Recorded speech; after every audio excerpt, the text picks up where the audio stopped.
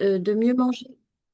De mieux manger pour tous, donc qui est un dispositif géré par nos collègues de l'ADREST, et le futur appel à projet PAT niveau 2 de la SNANC, sachant qu'il n'est pas encore publié. Ça fait 15 jours que sa sortie est imminente. Mais malgré tout, nous avons l'information. Donc l'information que nous allons vous proposer aujourd'hui est bien la bonne.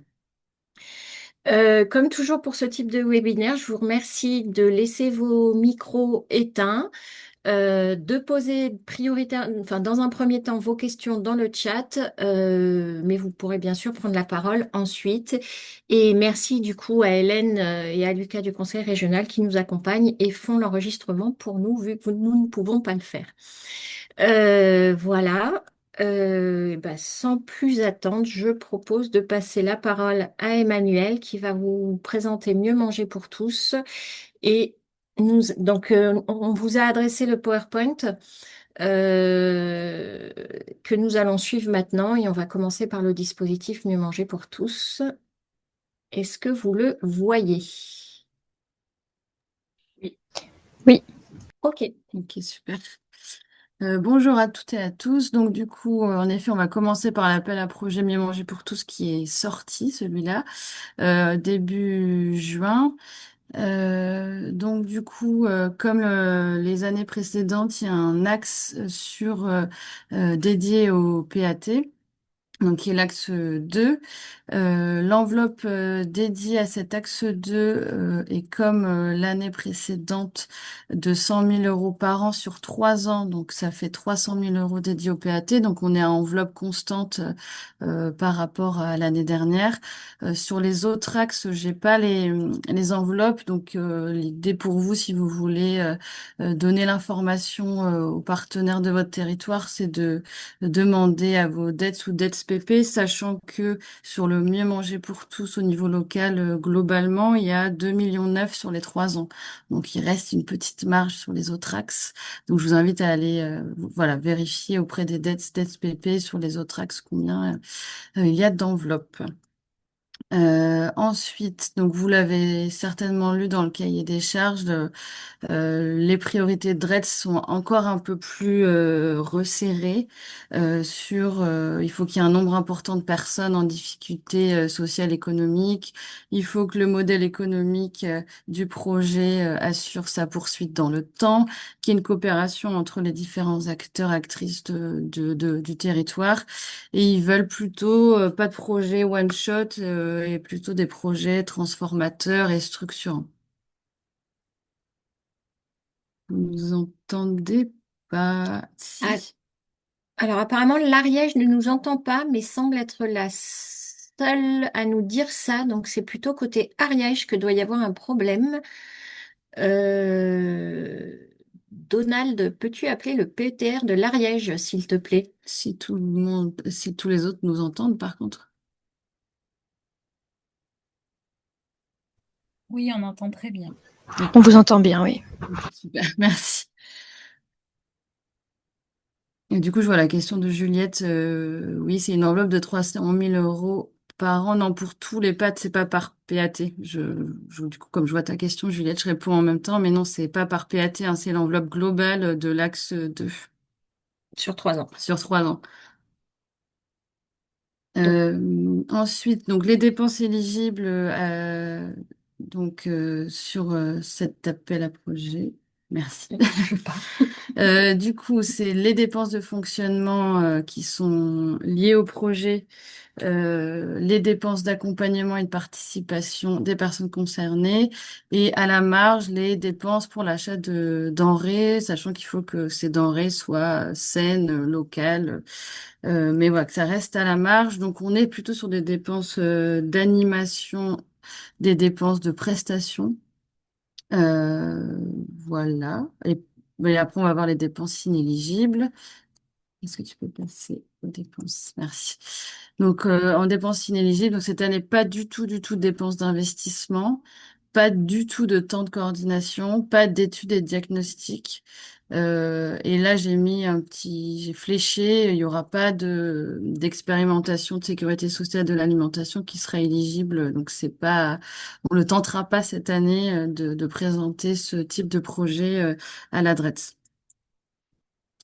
Les modalités, donc il faut que ce soit des projets sur 1, 2 ou 3 ans, sachant que l'année prochaine, normalement il y aura une réouverture d'appel à projet, mais la DRETS m'a bien indiqué que l'année prochaine ce sera maximum sur 2 ans. Bon, c'est pour voilà, si jamais vous voulez pas vous positionner cette année, mais l'année prochaine, sachez que l'année prochaine ce sera une durée maximale de 2 ans de projet. Il y a un seuil minimal de subvention de 15 000 euros. Il n'y a pas de seuil maximum, mais vous comprenez bien qu'avec une enveloppe globale de 300 000 euros sur l'axe 2, c'est pas la peine de présenter des projets avec des demandes de 100 000 euros par PAT. Ça ne marchera pas, du coup. Le taux d'intervention DRETS, on est à 90% maximum, avec une demande de 10% ou de cofinancement public ou privé ou d'autofinancement de la structure. Au niveau des budgets, si jamais vous déposez un projet pluriannuel, la DRETS demande à ce que vous présentiez des budgets annuels équivalents. Donc, vous pouvez faire, vous, vos budgets au réel, budget global sur 2 ou 3 ans et ensuite diviser par 2 ou diviser par 3 pour avoir des budgets complètement équivalents, même si ça correspond pas à la réalité du projet. C'est vraiment ce que vous présentez à la DRETS parce que eux, voilà, ils ont besoin d'avoir des consommations de crédit équivalentes par an, donc ils demandent à ce que les subventions soient équivalentes aussi par an. Donc dès le dépôt de projet, de présenter des budgets annuels équivalents. Les bénéficiaires éligibles, donc c'est les structures porteuses de PAT, sauf certains cas particuliers qu'il faudra qu'on vérifie avec la DRETS, notamment les chambres d'agriculture qui ont des statuts juridiques particuliers. Donc on verra au cas par cas s'il y a des chambres d'agriculture qui veulent émarger à mieux manger pour tous, qu'on voit avec la DRETS comment, si c'est possible ou pas. J'ai posé la question de reversement de subventions à des partenaires, ce sera pas possible. Ce sera forcément de la prestation s'il y a des partenaires. Le dépôt, c'est sur démarche simplifiée. Des avenants sont possibles en cours de route sur demande. Il vous sera demandé des rapports d'activité annuels et des rapports financiers annuels. Il y aura des bilans d'étapes en fait qui vous seront demandés sur démarche simplifiée. Bon, la communication un peu classique de mettre les logos État et mieux manger pour tous sur tous les documents qui seront produits. Les critères de sélection aussi sont les mêmes que les années précédentes. Intérêt et qualité du projet, innovation et déploiement possible sur d'autres territoires, méthodologie et faisabilité du projet, évaluation, coordinateur et équipe participante. Au niveau du calendrier, vous avez jusqu'au 31 juillet pour déposer sur démarche simplifiée. Ensuite, on a 2 mois pour instruire les dossiers. Sachant que des avis seront demandés aux DETS-PP et également à nous, à la DRAF. On doit faire des retours de nos avis au 30 septembre, mais c'est bien ensuite la DRETS qui instruit et qui a la décision finale. Mais moi, je ferai partie du comité de sélection qui se tiendra mi-octobre pour une signature de convention avant la fin de l'année pour que les crédits puissent être engagés en 2025. Du coup, on vous conseille de nous faire remonter au plus vite vos idées de projet ou vos projets pour qu'on puisse voir, nous, avec la DRETS, si jamais il y a des questions spécifiques, pour pas que vous déposiez des projets si ça ne marche pas dans leurs critères et qu'on puisse voilà, voir avec vous et si on a des questions, qu'on puisse leur poser directement et éviter de les surcharger de vos questions. L'idée, c'est de centraliser aussi un peu vos interrogations. Et deuxième conseil, c'est d'informer vos DETS-PP. Si vous n'avez pas les contacts, moi, je pourrais vous les donner par département, puisque eux aussi vont donner un avis sur vos projets. Donc, plus ils sont au courant tôt des projets, mieux c'est pour qu'ils puissent donner leur avis. Ensuite, c'est pour faire le lien avec du coup le dispositif SNOC qui va vous être présenté après.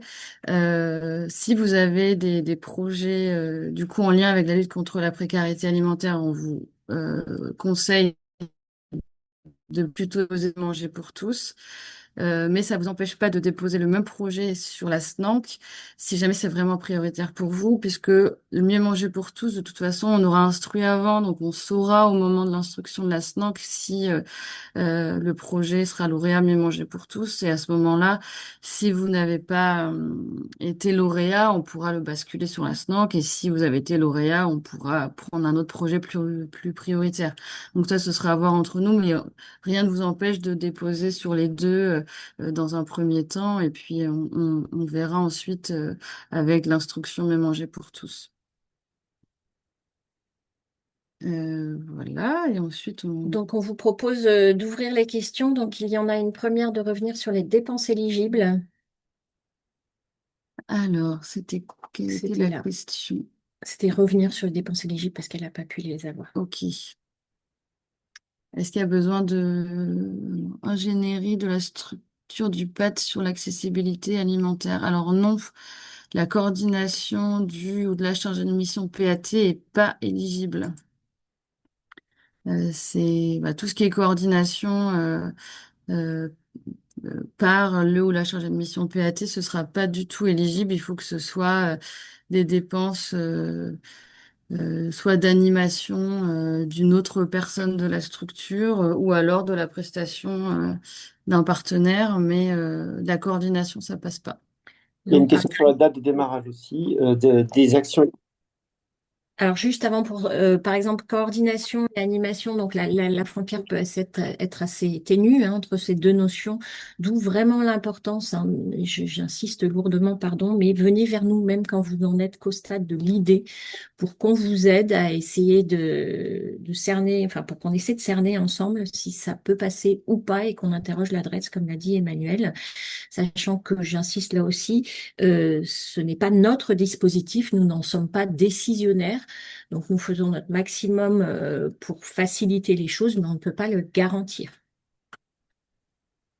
Et donc, il y avait la Oui, la question. date sur démarrage de projet. La date d'éligibilité, ce sera votre date de dépôt sur démarche simplifiée. Donc voilà, ça peut commencer à partir de là, sans certitude, jusqu'à ce que vous soyez notifié, bien sûr, comme à chaque fois. Euh, et quel délai pour démarrer l'action? Une fois cette dernière éligible, il n'y a pas. Bonne question. Oui, c'est une bonne question, mais pour moi, il n'y a pas de délai spécifique une fois que la dépense est éligible. Mais Celle-ci, il faut peut-être qu'on ouais, vérifie. On n'a pas ouais, l'information, mais typiquement, là, Emmanuel mm, est en train de le noter oui, pour vérifier si la DRETS demande, par exemple, obligatoirement à ce qu'il faille démarrer en 2025 ou pas. On ne mm, sait pas, donc on note. mm. On a également noté différentes questions et commencé à interroger la DRETS sur des questions qu'on a pu avoir par mail.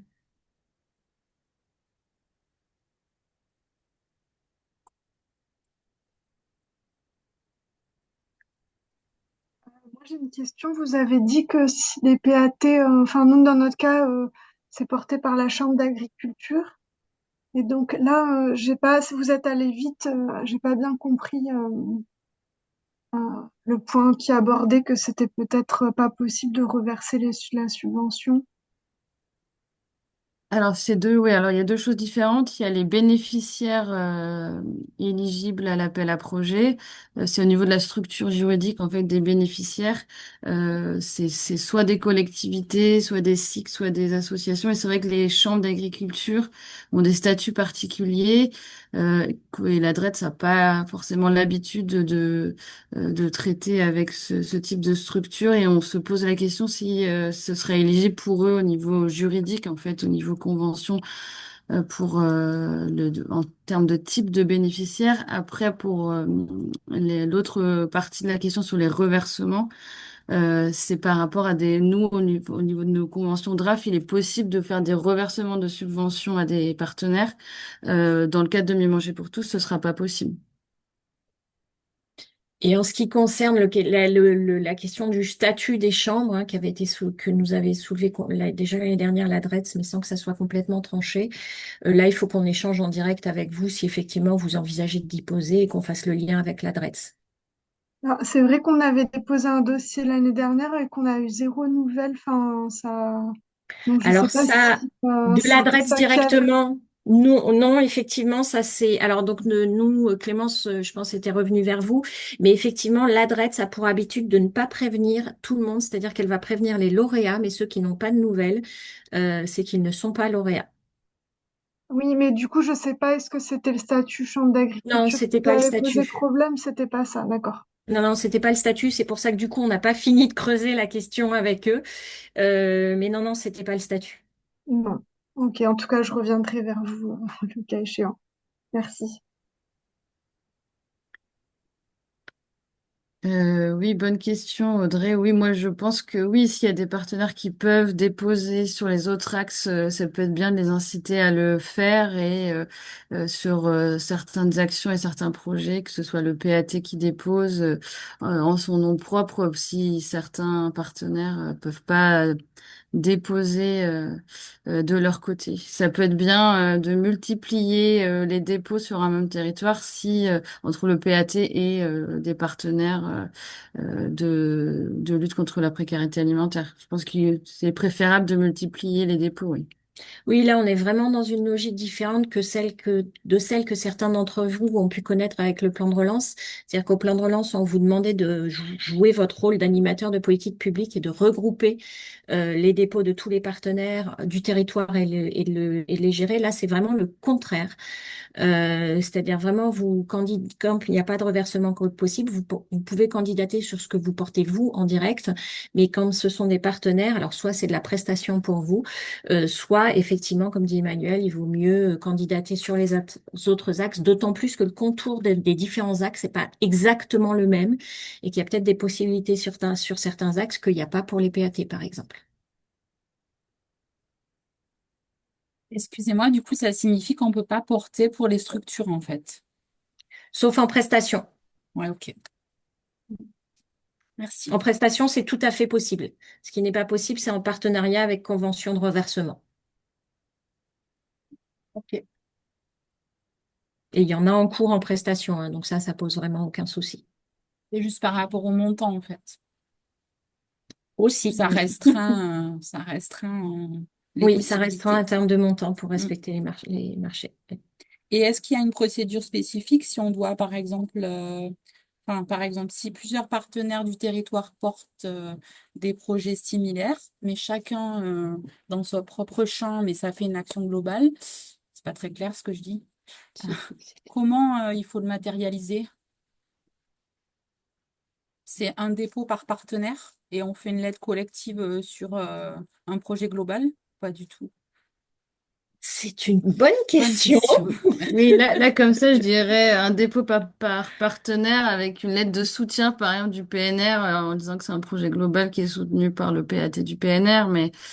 Mais après, c'est vrai que c'est une Parce bonne qu'on est question. d'accord que les PAT, on ne peut pas émarger sur les autres axes. Bah, Non. oui, la réponse de l'adresse à Ok. ton mail, elle incite plutôt, enfin oui, elle dit clairement que si c'est le PAT qui porte, il faut émarger sur l'axe 2. Ça n'empêche pas d'être sur plusieurs axes, mais l'axe prioritaire sera l'axe 2. Donc, ce sera sur l'enveloppe des 300 000 euros. Oui, mais alors peut-être que je pense qu'à un moment donné, si tu fais aller tous tes partenaires sur tous les autres axes et qu'en plus tu vas sur l'axe PAT, le risque c'est quand même que l'adresse dise mais non, mais c'est un projet PAT en vrai, donc vous allez le prendre sur PAT par exemple. Enfin, je fais des suppositions, mais ils sont comme tout le monde, ils ont des crédits limités et donc ils vont pas forcément. Tu peux pas jouer sur les deux tableaux à mon avis. Enfin, t'as pas intérêt. En fait, Non, alors bon. si, je Ah maintiens bon? fermement, il faut jouer sur les deux tableaux d'une manière qu'il faut voir avec nous au cas par cas. Mais ça risque pas d'apparaître comme un contournement. Il faut quand même pas que ça ait l'air d'un contournement du C'est truc, pour quoi. ça que je dis qu'il faut l'analyser au cas par cas, Donald. Hmm. Si le partenaire dépose sur une partie du territoire PAT, pour moi, ça fonctionne, hein. S'il dépose, oui, sur tout le territoire PAT, bon, après, ça dépend si c'est légitime, cohérent, et que Ouais. Ça va vraiment dépendre des projets, des types de partenariats, de comment ça s'articule. Donc là, bon, voilà, la réponse de principe, c'est PAT axe 2 et plutôt pas ailleurs, autres partenaires ailleurs. Et selon comment il y a une dynamique collective, c'est analysé au cas par cas. Et voilà, avec Emmanuel ou moi, et selon, voilà, selon l'analyse conjointe qu'on fait avec vous, on reporte ou pas la question sur l'adresse. Merci. Est-ce que vous avez d'autres questions? Je n'en vois pas à ce stade. Il est encore temps. On peut même y revenir plus tard dans le webinaire. Voilà, je vous propose donc qu'on passe à la présentation de la SNANC. S'il y a vraiment une chose à retenir sur Mieux manger pour tous, c'est vraiment voilà, voilà, tester votre idée avec nous et votre projet ensuite avec nous pour ne pas travailler sur un dossier pour rien et pour le présenter d'une manière qui corresponde aussi. Peut-on faire une lettre de soutien du PAT pour les demandes de certains Oui, partenaires? oui. Oui, en tout cas, dites-le nous, à nous, ça nous intéresse vraiment. Et je pense dans le cadre de vos échanges avec les dettes, qu'on encourage vivement, hein, expliquez-leur aussi leur dynamique, tout en étant clair sur, ben voilà, ce n'est pas l'action du PAT, c'est le partenaire, mais ça s'inscrit dans notre stratégie, dans notre politique alimentaire locale, donc on souhaite le soutenir. Oui, et puis de toute façon, c'est demander aussi qu'il y ait une coordination avec les acteurs du territoire. Donc, une lettre de soutien PAT sera plus que bienvenue sur les autres axes pour un dépôt d'un partenaire. Donc, oui, oui. Du coup, je ne vois pas d'autres questions, je passe sur la SNANC.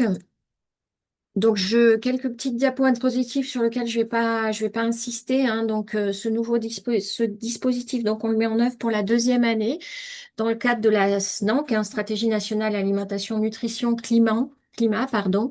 Donc, cette SNANC n'est toujours pas publiée. Elle devrait cette fois-ci l'être à l'été 2025 ou à la rentrée.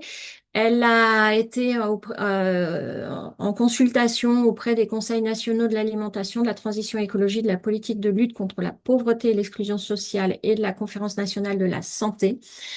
Elle comprendra, comme les précédentes programmations, le PNNS, Programme national nutrition santé, ainsi que le PNA, Programme national de l'alimentation. Et donc, il y aura par la suite un travail sur ce PNA. Bien que la stratégie soit pas sortie, depuis l'année dernière, les dispositifs financiers ont heureusement pu être sortis. On compte désormais donc depuis l'année dernière sur 3 dispositifs pour le soutien des PAT que je vais récapituler là parce que je me rends compte que voilà, les idées sont pas forcément claires pour tous. Donc il y a le maintien de que nous on compte parce que tout a tendance à s'appeler SNANC, ce qui crée de la confusion aussi. Donc de notre côté, on continue à appeler l'appel à projet qui sort en fin d'année, l'appel à projet PNA, c'est l'appel à projet classique du Programme national de l'alimentation qui existe depuis plus de 10 ans. Cet appel à projet a toujours plusieurs volets, dont un volet qui permet de soutenir les pâtes émergents. Il y a 2 lauréats cette année, la communauté de communes Causse-Égoile-Cévennes dans le Gard et la communauté de communes Ouest Toulousain, donc en Haute-Garonne. Il y avait une enveloppe nationale de 2 millions, 2 lauréats en Occitanie, ça correspond autour de 200 000 euros. Et il y avait également 2 volets thématiques. Et là aussi, nous avons un PAT qui a porté un volet thématique, le Grand Est. Grand Ouest. Oui, c'est ce que j'ai dit. Mais j'ai mal articulé, pardon. Le Grand Ouest Aveyron, qui a porté un volet qui a été aussi lauréat sur un projet thématique qui n'est donc pas dans le décompte là, vu que c'est pas un PAT émergent. Et donc, le nouveau dispositif depuis l'année dernière, c'est l'accompagnement de la phase opérationnelle des PAT via l'appel à candidature soutien à la structuration des pâtes opérationnelles. Donc, ce dispositif ne concerne que les PAT de niveau 2. L'enveloppe nationale cette année est de 10 millions d'euros. L'année dernière, elle était de 15 millions, hein, donc il y a une réduction. Vous connaissez tous le contexte national. C'est une réduction conséquente conséquent, pourtant, sort quand même bien mieux que certains dispositifs. Et nous avons depuis peu notre enveloppe régionale qui est de 1 53 000 euros. L'année dernière, pour mémoire, l'enveloppe régionale était de 1,7 million, proche de 1,8 million en fait, avec les petits rattrapages qu'on a pu faire. Donc là aussi, une différence conséquente dont vous allez voir tout de suite les conséquences. Nous disposons également d'un petit budget de 20 000 euros pour des actions dans le cadre du réseau régional. Donc là, l'enveloppe est bien régionale de 20 000 euros pour notre réseau Occitanie. Donc donc je me concentre maintenant sur l'appel à candidature pour les PAT niveau 2, donc les PAT dits opérationnels. Donc cet appel à candidature est ouvert pour les PAT de niveau 2 ainsi que ceux qui sont en cours de labellisation de niveau 2. Alors attention, il s'agit bien de la labellisation de niveau 2 à compter de l'instruction technique 2024. Alors pour les plus attentifs, vous aurez peut-être vu qu'il y a une nouvelle instruction technique 2025 qui est sortie. On va vous la transférer. Elle change pas grand-chose par rapport à 2024, hein. Ce sont principalement les critères d'évaluation qui ont été retravaillés et des ajustements plutôt de meilleure rédaction ou de plus de souplesse dans les critères.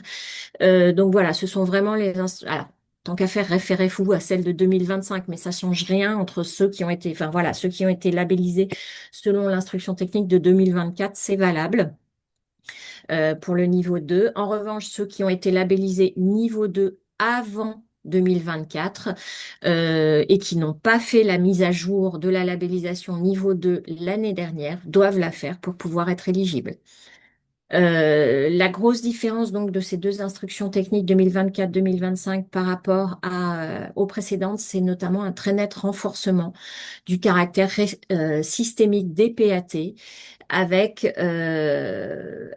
l'obligation de toucher, alors bien évidemment en fonction de vos territoires, de vos partenaires et de votre PAT, mais de toucher toutes les dimensions d'un système alimentaire durable, à savoir économique, social, de santé et environnementale, avec cette approche globale de type One Health, une santé pour tous, qu'elle soit des territoires environnementaux, animal, humaine, etc.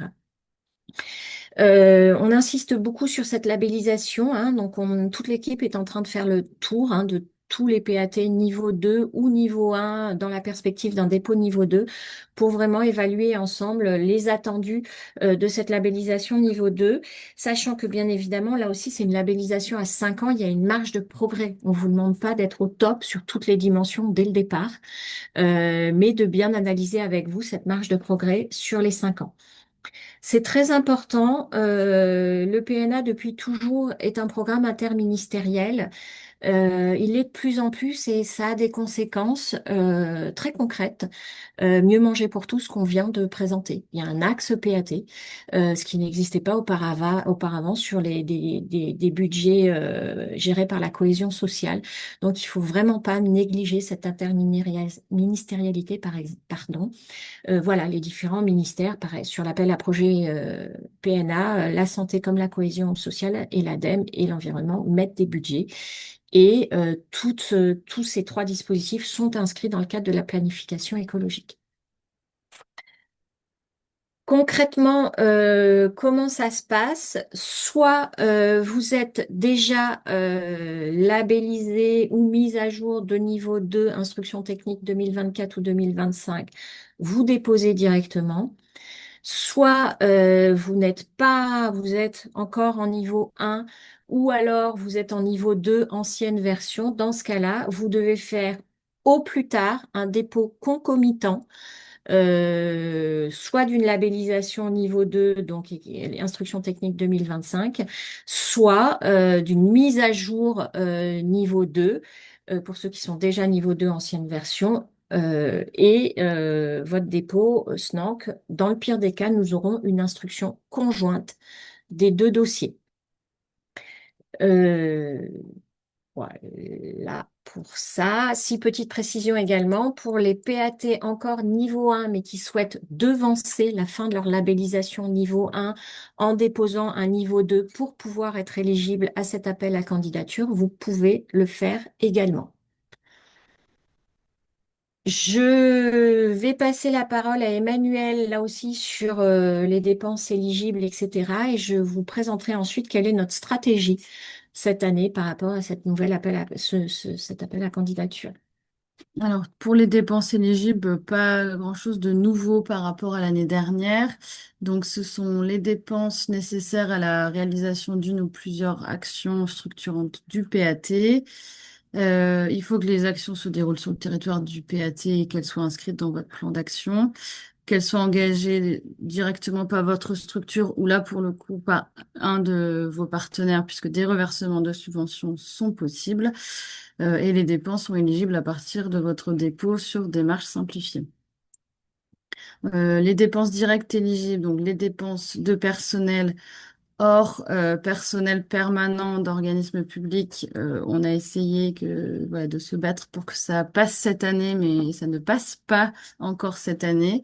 Donc on peut pas prendre des fonctionnaires publics titulaires Ou des CDI. ou des CDI. Voilà, dès que c'est du personnel permanent, ce sera pas possible. On peut prendre les frais de mission, des prestations de services, des investissements si ce sont des investissements inférieurs à 40 000 euros et qu'ils soient vraiment nécessaires. Contrat de projet. On répondra. Bon, oui, je regarde les questions, me répondra après.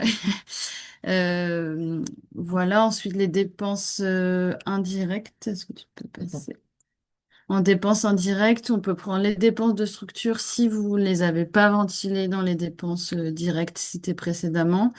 Et on peut aussi prendre les dépenses indirectes sur un forfait de 8% ou alors sur un calcul sur une base de comptabilité analytique. Concrètement, c'est plus simple de prendre un forfait de 8%, sauf si vous tenez absolument à nous faire voilà, un calcul sur une base de comptabilité analytique, mais on verra au cas par cas. Mais voilà, celles-ci sont les dépenses indirectes sont non prioritaires par rapport à celles citées précédemment. En dépenses inéligibles, c'est le fonctionnement courant des porteurs des actions, les achats de denrées alimentaires, sauf dans le cas d'une formation, d'un atelier, d'une action d'éducation, les investissements supérieurs à 40 000 euros et les dépenses liées à la mise en réseau des PAT, par exemple pour vos réseaux PAT départementaux. Une question du PATR Sud-Lozère. Donc, pour les dépenses de mise en réseau inter-PAT sont non éligibles. Et effectivement, donc là aussi, c'est quelque chose qu'on a contesté, que je trouve profondément inéquitable, notamment entre petites et grandes régions, parce que moi notamment, mais pas que moi, essayé d'argumenter auprès de Paris que dans notre cas de figure, il y avait des démarches départementales particulièrement intéressantes et qui faisaient tout leur sens à l'échelle de 13 départements par rapport à des régions qui ont 4 départements. Mais ce n'est pas passé cette année non plus et j'espère que là, on a peut-être encore un espoir pour l'année suivante. S'il La y a question est plus détaillée. cela est pour les dépenses de prestations, animation, etc. Et cela inclut aussi le temps de travail agent, temps de réunion qui est inéligible. Tu peux préciser la question? Je ne sais pas Mais si... le temps passé par les chargés de mission, Oui, bonjour. Oui, ma question c'est est-ce que c'est si on organise une journée avec où on fait une prestation, etc. Ces dépenses ne sont pas éligibles, si j'ai bien compris. Oui, Cependant, si par exemple la rencontre inter-PAT qui va être organisée en Occitanie, le temps de travail de l'agent pour se rendre à cette réunion, il est éligible. oui, oui, oui, oui. On va pas D'accord, d'accord. aller, enfin, sauf vraiment où vous ayez des dépôts de candidatures simultanés sur des dispositifs simultanés qui nous obligent à compter vos heures, ce qu'on Voilà, souhaite ne d'accord, pas ok. faire. Oui, je comprends bien. Sinon, oui, oui, on n'ira pas dans ce détail-là. C'est votre temps d'animation du PAT, ça, c'est considéré comme tel. oui, ça se verra pas, ce sera noyé D'accord, ok, dans oui, nos bah, heures de travail. Oui, ça marche très bien. Taux d'intervention possible à 100% pour la structure pour des dépenses de prestations pour un objectif majeur du PAT. Là aussi, je veux bien que la question soit précisée.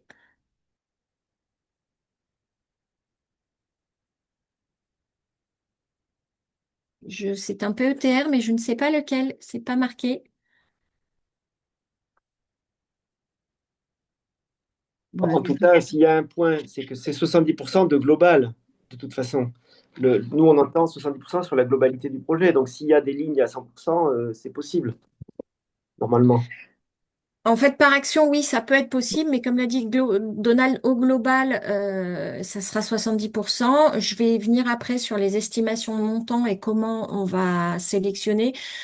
Vous verrez qu'il n'y a pas une latitude énorme de toute façon. après, là, ça peut dépendre aussi du régime d'aide d'État sur la dépense, mais si c'est un régime d'aide qui permet d'aller à 100%, on pourra venir sur cette action-là. Si au global, après, on est à 70% d'aide DRAF, ça peut passer. J'y reviendrai tout à l'heure aussi sur ça. Il y avait un point sur ce qu'a dit Emmanuel sur les investissements. 40 000 euros, c'est bien sûr la globalité. Et si vous récupérez la TVA, ben, c'est le hors-taxe qui va compter. Voilà. Si vous récupérez pas la TVA, c'est le TTC. Mais voilà, c'est ce petit détail-là. Mais comme quasiment tous sur des petits investissements, vous récupérez la TVA, c'est du 40 000 TTC, quoi. Je vois pas d'autres questions à ce stade. Je vous propose de continuer. De toute façon, on pourra bien sûr revenir sur toutes les questions et vous aurez peut-être, enfin, avec plus d'informations, plus de questions. Donc, quel sera le fonctionnement cette année, notre stratégie et quel calendrier? C'est là que ça va être moins rigolo. Donc, comme je vous le disais, cette année, on a une enveloppe régionale de 1 53 000 000. Toujours avec cette optique d'équité, hein, cette stratégie a été validée par notre DRAF. Nous souhaitons donner la priorité aux PAT qui n'ont pas pu émarger l'an dernier pour une subvention entre guillemets à hauteur des financements accordés en 2027. Donc bien évidemment, quand je dis à hauteur, c'est pas une garantie absolue. Cela dépend de la qualité de votre dossier, d'autres critères de sélection et d'évaluation qu'on a utilisés l'année dernière sur lesquels je vais revenir sur la diapo d'après, mais donc à dossier et situation équivalente, on souhaite garantir aux PAT n'ayant pas encore émergé, aux PAT entrants, des montants de subventions similaires à ceux de l'an dernier. Cela donne pour les plus petits territoires des montants de subventions qui peuvent démarrer autour de 40 000 euros. Et pour les plus importants hors de grosses métropoles, mais elles ont déjà toutes les deux émargé l'an dernier, des montants qui sont plutôt de l'ordre de 60 000 euros. Là, je cible par exemple des parcs ou des PETR importants. Qu'est-ce qu'il se passera ensuite et d'après nos estimations, et c'est pour ça qu'on vous a demandé un retour par mail sur votre intention de candidater ou pas. C'est pas gravé dans le marbre, ni dans un sens, ni dans l'autre, mais c'est très important pour nous pour affiner nos estimations de montant budgétaire. Donc, d'après nos estimations, là, pas des retours mail, mais des échanges qu'on a pu tous avoir avec vous, vous seriez entre 5 et 10 pattes entrants. Euh, Qu'est-ce qu'il se passera ensuite? Et là aussi, bah, ça dépend du nombre d'entre vous qui allez candidater. Si par exemple vous êtes 25 pattes à candidater et qu'on fait un bête calcul mathématique, hein, là aussi c'est pas une garantie, c'est juste une estimation pour vous donner des ordres de grandeur. Si on fait un bête calcul mathématique enfin voilà, en divisant par 25 l'enveloppe qu'il est susceptible de rester, ça donnerait une ordre de grandeur de l'ordre de 25 000 euros par PAT. Si à l'inverse si au contraire vous êtes 30, l'enveloppe baisserait mécaniquement de l'ordre de 20 000 euros. Ce qu'on rajoute aussi, c'est que contrairement à l'année dernière, par exemple, on ne garantira pas un octroi d'une subvention à l'ensemble des candidats. Je vous explique tout de suite après pourquoi, avec les critères d'évaluation de vos dossiers. Point d'explication sur le cahier des charges. Euh, Paris souhaitait introduire un plancher de subvention dans l'optique de pouvoir montrer, valoriser notamment un interministériel le fait qu'on finançait des actions structurantes. On a là aussi été plusieurs régions, dont nous, à négocier le fait que ce plancher puisse être cumulé sur 2024 et 2025. Pourquoi? Parce qu'on sait très bien que, par exemple, parfois on vient en cofinancement sur des petits montants, mais qui vous permettent de lever d'autres types de fonds de financement beaucoup plus importants et qu'on ne voulait surtout pas perdre cette possibilité.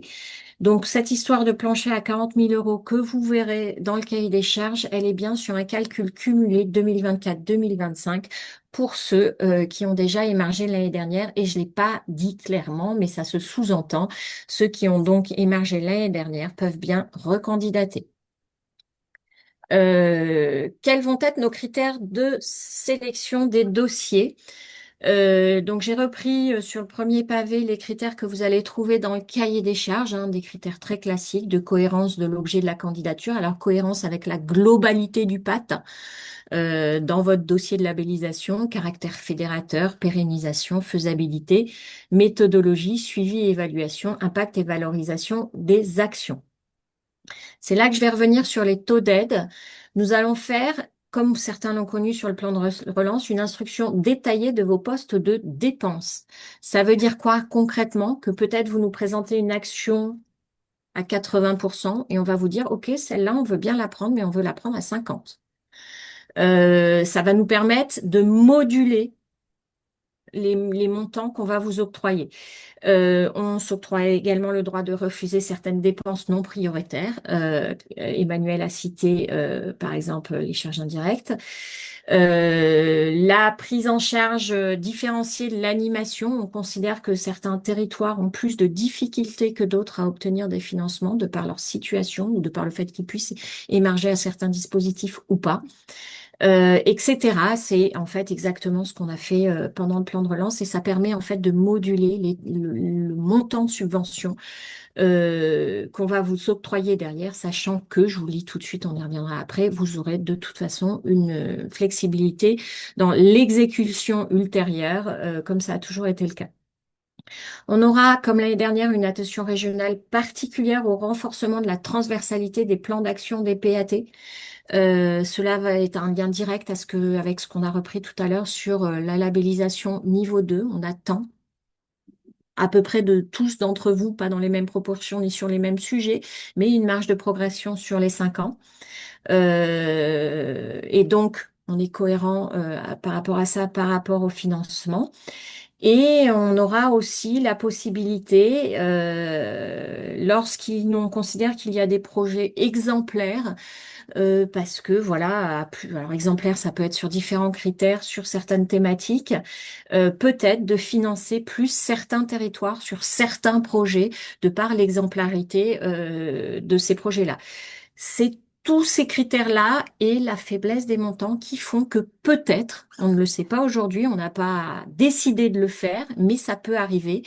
Tous les PAT ne seront peut-être pas financés n'auront pas. Alors, les entrants, si le dossier est bon, ils seront tous financés.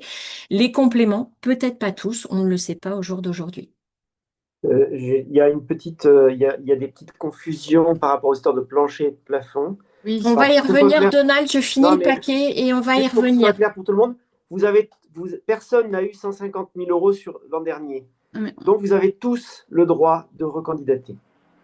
Voilà. Vous ne vous posez pas la question. Par contre, si vous n'avez pas candidaté, vous avez un plancher qui est de 40 000, je ne sais plus, 35 000 ou 40 000 euros minimum. Voilà. Je vais finir le paquet quand même et puis on va revenir hein, sur tout ça. Donc en termes de calendrier, on vous demande pour le 30 juin, donc ça c'est informel, c'est un simple retour de mail du ou de la chargée de mission pour nous dire oui, on pense candidater ou non, ou vraiment on ne sait pas. C'est pour affiner nos simulations, je vous l'ai dit.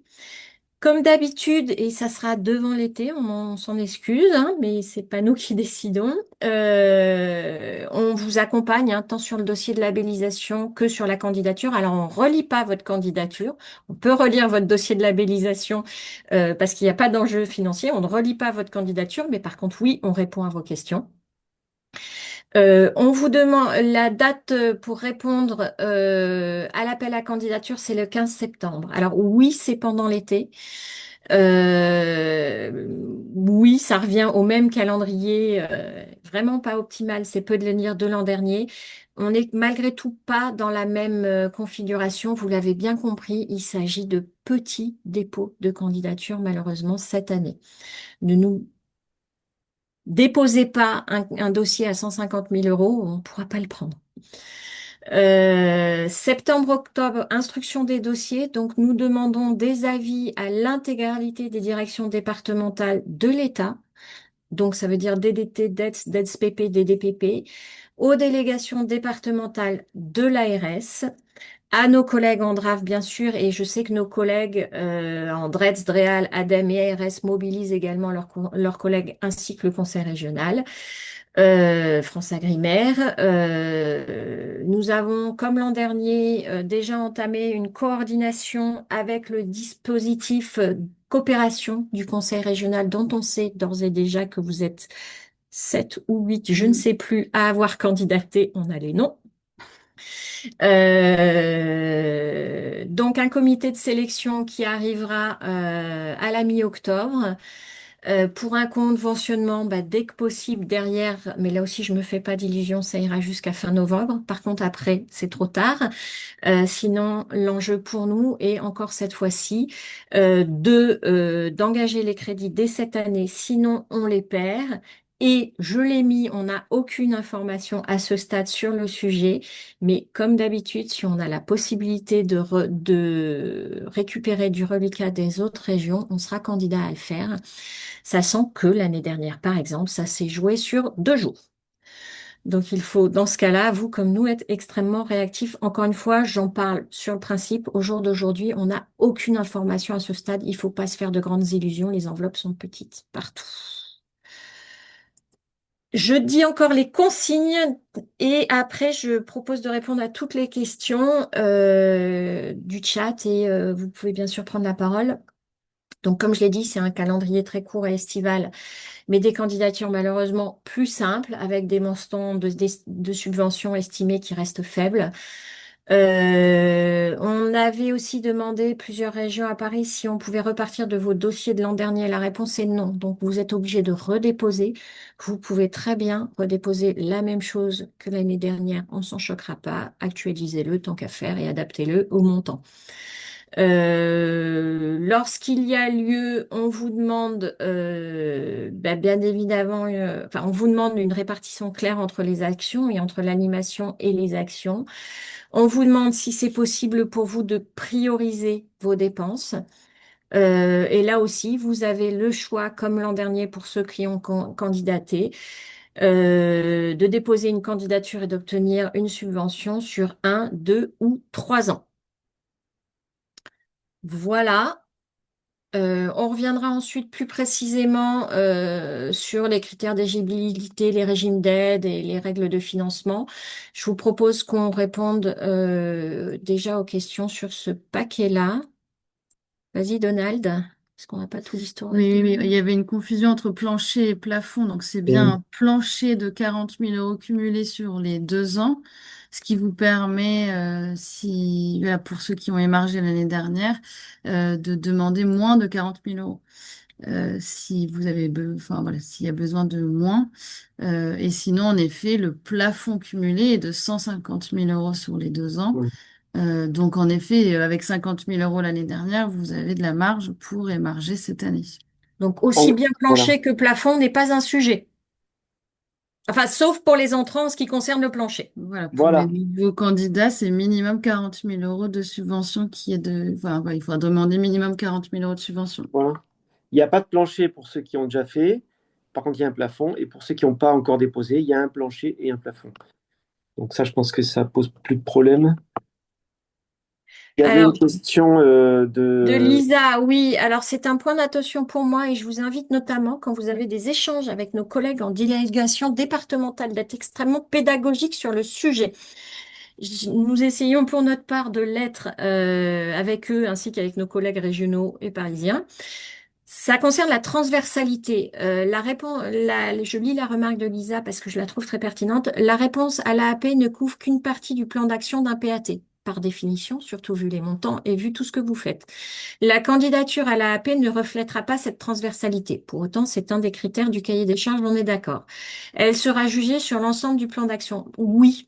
Nous, on vous connaît très bien d'une part, on a vos dossiers de labellisation complets, on les a transmis pour avis lorsque vous avez été labellisé, on peut le refaire, mais nous, on évalue bien cette pertinence de la transversalité et cette pertinence dans l'absolu au regard de l'intégralité du PAT et pas de la seule candidature, sinon ça n'a aucun sens en fait. Mais c'est vrai que c'est loin d'être évident à comprendre pour nos collègues qui n'ont pas l'habitude qui ont l'habitude de gérer des dépôts de candidature sur des projets très circonscrits et que collectivement, on a à faire beaucoup de pédagogie sur ce sujet. Je réponds à la question, je pense, Lisa. Merci. Considérez que votre demande de labellisation vaut côté systémique de l'action. Voilà. C'est ça. Alors, pour les PAT lauréats en 2024, que signifie petit dépôt de candidature, montant fourchette du dépôt, conseillez-vous? Ben, là, d'après nos estimations, on serait autour de 20-25 000. Donc, on vous demande pas forcément de déposer 20-25 000. On vous laisse, voilà, vous êtes responsable de votre candidature, de ce que vous souhaitez de mettre dedans, de le temps que vous pouvez y passer. Ça vous appartient. On vous donne un ordre de grandeur pour vous guider. À vous de juger jusqu'à combien vous montez. Est-ce que vous pouvez nous mettre moins? C'est possible aussi. Hein. On m'a posé cette question-là parce que vous avez un besoin de cofinancement. N'hésitez pas à le faire dans ce sens-là aussi. À vous de juger.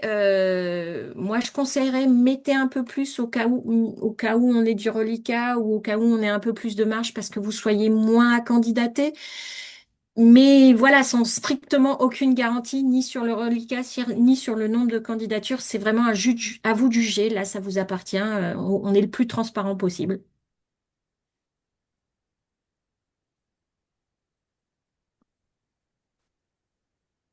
Ça répond à la question, Béatrice?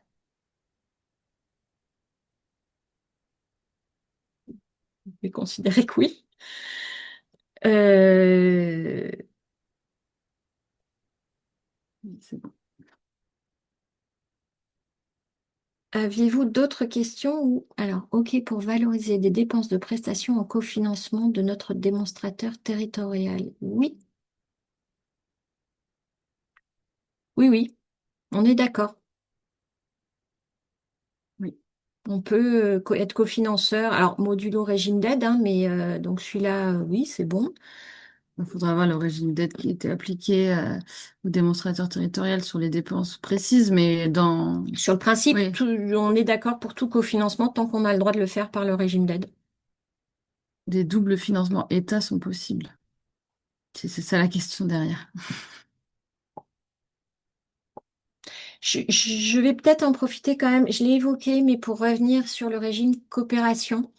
Donc vous êtes 7 ou 8 à avoir candidaté. On a eu vraiment un échange très productif l'an dernier avec la région pour se coordonner.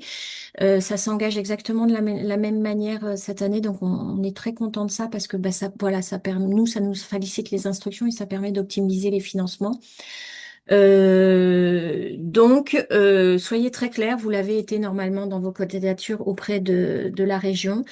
Vous pouvez faire un... Ah mais je le mets, je l'ai écrit ailleurs, non? Je sais plus. Bon, bref, je devance peut-être ce qu'on va dire après. Vous pouvez redéposer, comme pour mieux manger pour toutes, en fait, par sécurité, si c'est prioritaire pour vous, sur la SNOC, la même chose, en nous le signalant bien et comme pour mieux manger pour tous, on harmonisera nos instructions entre conseil régional, PRETS et DRAF.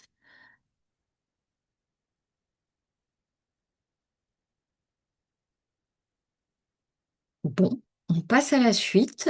Euh, et il y aura encore des questions si vous le souhaitez. Donc, je vais repasser la parole à Emmanuel. Alors, au niveau des critères d'éligibilité, pareil, on est sur des choses classiques, il n'y a pas de nouveauté cette année. Il faut que ce soit en lien avec votre plan d'action, que les données financières soient vérifiées, lisibles, qui est le respect du taux maximum d'aide publique par rapport au régime d'aide d'État et ne pas causer de préjudice à l'environnement. Si vous nous présentez des investissements matériels. Au niveau des régimes d'aide d'État applicables, pareil, pas de nouveauté. Je pense qu'on sera surtout sur le régime d'aide coopération. On verra selon les actions qui seront présentées, mais pas de nouveauté non plus. Et en termes de règles de financement, Donald le disait tout à l'heure, on reste sur un taux maximum de 70% de l'assiette globale. Euh, Aucun cumul de financement de l'État sur une même action. Ça, c'était par rapport du coup. Donc, c'est vraiment l'action stricto sensus. Exemple concret, PNA niveau 1, vous avez de l'animation encore Ah en oui, c'est cours en sur le cours. PNA niveau 1. Vous devancez la labellisation niveau 2, vous déposez votre labellisation niveau 2, vous déposez un SNANC. Ne nous mettez pas un complément d'animation que vous avez d'ores et déjà sur le PNA niveau 1, ça on ne pourra pas, par exemple. Ensuite, le respect des règles européennes et nationales sur le cumul et sur l'intensité des aides publiques. On vous demandera des bilans intermédiaires à mi-parcours et un bilan final pour le solde, avec à chaque fois des rapports techniques et financiers signés trésor public, enfin agent comptable public ou commissaire aux comptes selon les structures. Des avenants sont possibles, mais voilà, nous prévenir, nous informer de toute modification. On préfère être trop informé que pas assez. Donc, dites-nous en cours de route s'il y a des modifications et on verra ensemble s'il y a besoin d'avenants ou pas, sachant que il y aura peut-être un peu plus d'avenants désormais, puisqu'on a des règles de gestion interne qui sont un peu plus resserrées et du coup les avenants sont peut-être un peu plus présents à partir de maintenant, mais à voir avec nous en bilatéral. L'engagement de mettre à jour sa fiche sur France PAT à minima une fois par an et classiquement les logos du ministère sur les supports et outils de communication. La dernière diapo, on vous a remis nos contacts, hein, mais vous nous connaissez. On aura, comme vous, des congés aussi pendant l'été, mais il y a quelqu'un dans l'équipe en permanence, donc on pourra se substituer les uns aux autres en période très estivale. N'hésitez pas à écrire à toute l'équipe d'un coup, par exemple, et à nous appeler. Je vais revenir J'ai juste peut-être une précision sur les régimes d'aide. Donc, il y en a 5, comme vous avez vu, dont 2 sont notifiés, 3 sont exemptés de notification. Alors, vu les montants qu'on va vous accorder, ça paraît négligeable. Mais l'intérêt de nos régimes d'aide, et en particulier du 108-057 coopération dans le secteur agricole, c'est qu'il a une intensité d'aide publique qui peut aller jusqu'à 100% pour tout ce qui est immatériel. Et dans le matériel, c'est 65% dans le cas général et 80% dans un certain nombre d'autres cas. Ça veut dire que si vous émargez à ce régime d'aide, même sur une très faible somme, ça vous permet de cumuler d'autres aides jusqu'à hauteur de l'intensité. Je pense que c'est un des plus intéressants en termes de taux d'aide. Donc, des fois, ça peut valoir le coup de demander juste 5 000 euros pour un investissement qui est en vrai qui coûte 100 000 euros. Mais si derrière, vous allez chercher toutes sortes d'aides, c'est pas mal. Alors, oui. Avant de répondre à la question de Juliette, je voulais faire une précision qui m'échappe de nouveau. C'est pas possible, elle va revenir. Peut-être répondre à Julie. Non, c'est moi. Oui, donc Julie, effectivement, il y a quelque chose qui paraît pas forcément très clair, c'est que à la fois on vous dit qu'il y a cumul possible et en même temps on vous dit, et ça c'est écrit dans le cahier des charges, qu'il n'y a aucun cumul de financement de l'État. Euh, En fait, c'est sur une même action.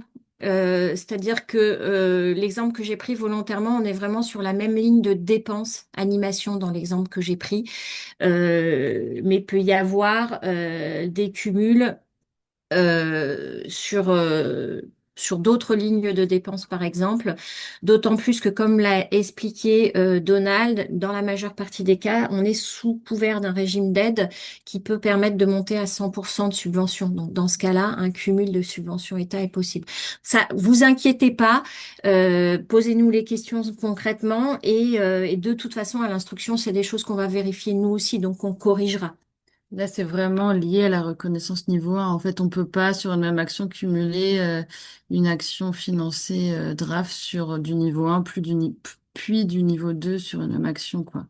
C'est vraiment écrit comme ça, là. Donc, Juliette, c'est pas forcément dans la limite des 70%, ça va vraiment être dans la limite du taux-tête possible. Et en l'occurrence, la plupart du temps, c'est 100%.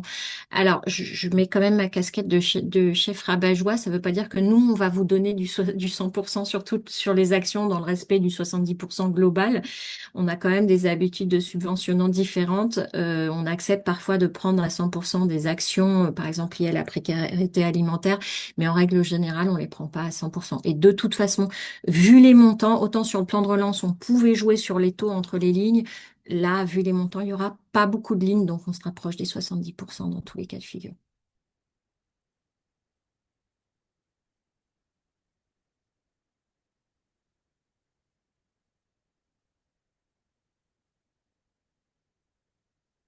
Donald, t'as ton micro coupé si tu parles. Je disais, pour donner un exemple, on reviendra, je pense, au cas par cas chacun quand vous nous poserez des questions sur des projets précis. Mais imaginons, vous voulez acheter du matériel de restauration collective et vous avez un financement, je sais pas quoi, DETR. Et ben vous mettez la DETR sur l'achat du four et la SNANC sur l'achat je sais pas quoi, moi, des bacs gastro. Pas Comme ça, il trop. n'y a pas de cumul des choses de l'État. Mais si par exemple vous avez 80% de DETR sur l'achat du four, les 20%, ils apparaîtront en autofinancement déjà, d'une part. Et d'autre part, ça veut dire que ce n'est pas de la SNANC. Hein. Voilà. Ça permet d'atteindre les 70% de SNANC. Alors que vous avez peut-être plus que ça d'aide, en vrai. Je ne sais pas si je suis clair, mais en gros, c'est un peu comme avec le plan de relance, sauf qu'on a beaucoup moins d'argent. Voilà. Je sais pas si c'est une main qui était restée levée ou pas. Floriane ou Louise, Oui, peut-être Sud Lozère. oui, bonjour. Ouais, moi j'avais plusieurs questions. Bon, au début j'avais des questions sur le reversement des partenaires, mais vu les montants, je sais pas si on pourra trop aller là-dessus. Mais bon, au cas où, je voulais quand même savoir comment ça se passe pour reverser à des partenaires. Si, en gros, nous, on leur reverse une somme et eux, après, c'est eux qui doivent chercher leur part d'autofinancement après pour le projet. Nous, en gros, la somme vient juste transiter par notre structure, mais c'est pas notre structure qui apporte l'autofinancement de leur projet. Ça, c'était ma première question. Et après, ma seconde question, c'était au vu des montants, ben, est-ce qu'il y a des priorités? Est-ce que il vaut mieux faire un projet sur un an ou deux et recandidater ensuite, si c'est possible? Sachant que là, en fait, nous, avec les structures petit PETR avec capacité d'autofinancement nulle, on va dire, quasiment, ça va être difficile d'aller sur des projets moins bien financés oui, et plus longs, du coup. Mais le projet de votre partenaire, c'est vous allez reverser peut-être 10 000 euros, je dis n'importe quoi. Mais si le projet il est de 50 000 euros, ce qui va apparaître dans la maquette financière, c'est un projet à 50 000 euros. Ça veut dire et que le reste, ça veut dire qu'il y a 40 000 euros d'autofinancement ou de cofinancement du projet global. D'accord, ok. Donc enfin, je veux dire, en fait, c'est un peu on joue un peu avec les chiffres. Oui, Voilà. oui. Oui, ce sera après dans la convention FI à voir comment c'est noté le plan de financement avec le partenaire, mais ça peut être 100% de l'action ou alors une partie de l'action. Après, c'est à vous de voir, peu importe. Pour nous, en fait, après, vous reversez la subvention que nous, on vous accorde et ça correspond plus ou moins à 100%, enfin, un pourcentage de l'action pour le partenaire. Après, c'est à vous de voir avec eux. Et il y avait Karine Lagarde qui avait dit c'est 70% en tout, c'est 70% de la SNANC en tout. Mais s'il y a 70% de SNANC et 20% de DETR, mais que ce n'est pas les mêmes lignes, ça passe. Puisque la DETR ne sera jamais cumulée à la SNANC sur une action, par exemple. Et pour la stratégie, ça vous appartient. L'année dernière, en fait, il y a eu des stratégies très variables des uns ou des autres. Certains ont pris un an, d'autres un an et demi, certains vont jusqu'à 3 ans. Il y a vraiment eu des stratégies extrêmement variables entre les territoires. Là aussi, on peut échanger hein, dessus. Je vais à Mende fin juillet aussi. Ça marche, eh ben merci. J'irai Moi, je peut-être serai pas en jusqu'à vacances, mais Florac. je verrai si Floriane sera là. Et sinon, Ça on marche, s'appelle merci. avant. Oui, oui, avec plaisir. Merci.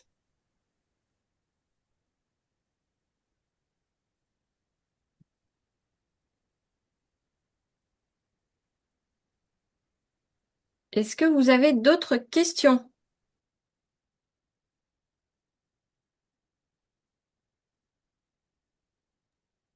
Bon, donc ce webinaire, il est enregistré, donc on va le laisser en ligne, hein, on va le mettre en ligne, pardon, plutôt. Vous pourrez vous y référer ainsi qu'au PowerPoint et surtout, comme d'habitude, eh ben, revenez vers nous au cas par cas sur les deux dispositifs. Quel modèle de bilan technique et financier? Alors, on en a fait un là. Donc, je ne te l'ai pas encore envoyé, Juliette. Je n'ai pas encore envoyé à mes PAT, mais je vais le faire. Vous n'êtes pas tenu de le respecter exactement tant qu'on a l'information qui nous va.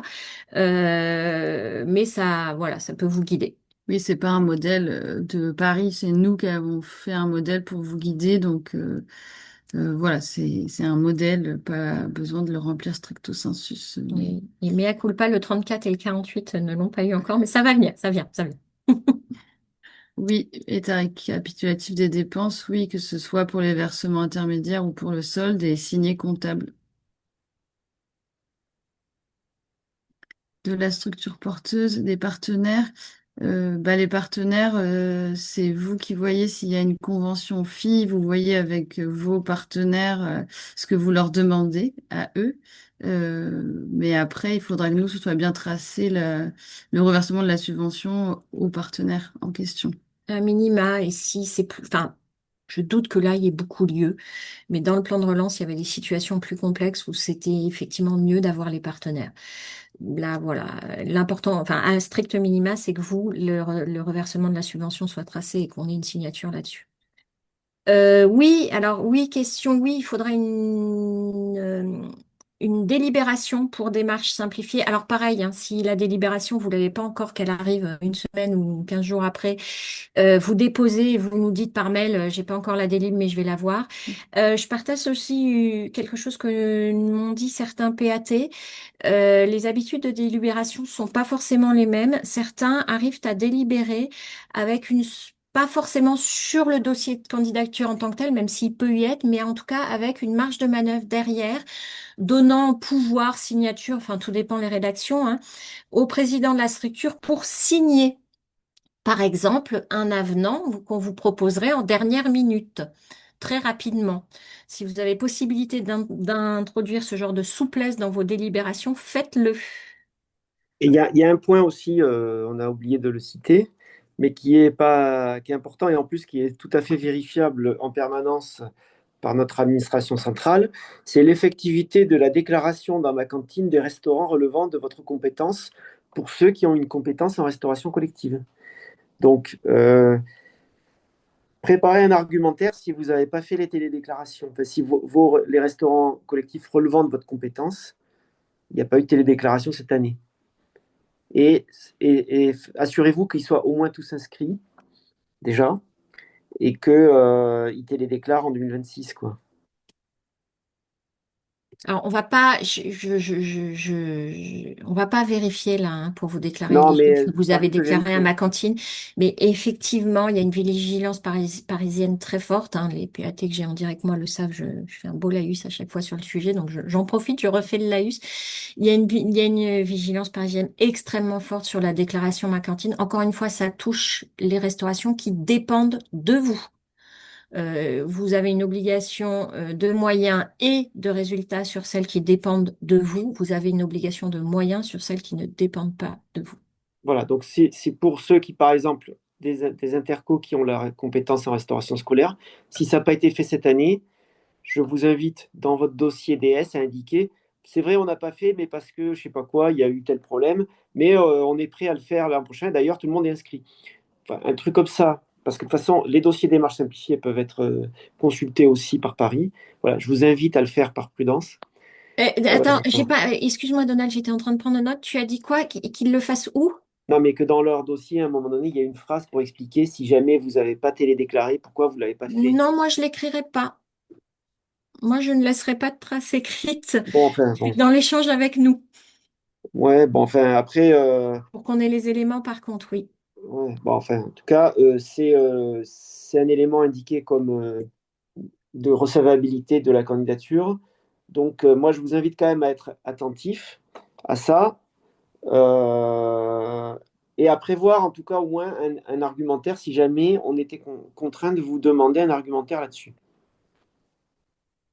Juste rapidement sur les délibérations, prévoyez dès maintenant à votre prochain conseil de le mettre à l'ordre du jour, parce qu'effectivement, il y en a qui n'ont pas de conseil ou d'assemblée délibérante cet été, donc mettez-le assez rapidement à l'ordre du jour, même si pour l'instant, vous savez pas forcément vous aurez pas forcément le corps du texte, mais pour que nous, on sache si c'est septembre, octobre ou novembre, mais qu'on ait au moins une date de la vote sur votre prochaine pour la délibération. Pour revenir sur la question de Sarah sur mieux manger pour tous, les montants d'aide, donc du coup sur l'axe 2, on est sur 300 000 euros sur Est-ce que vous avez d'autres questions?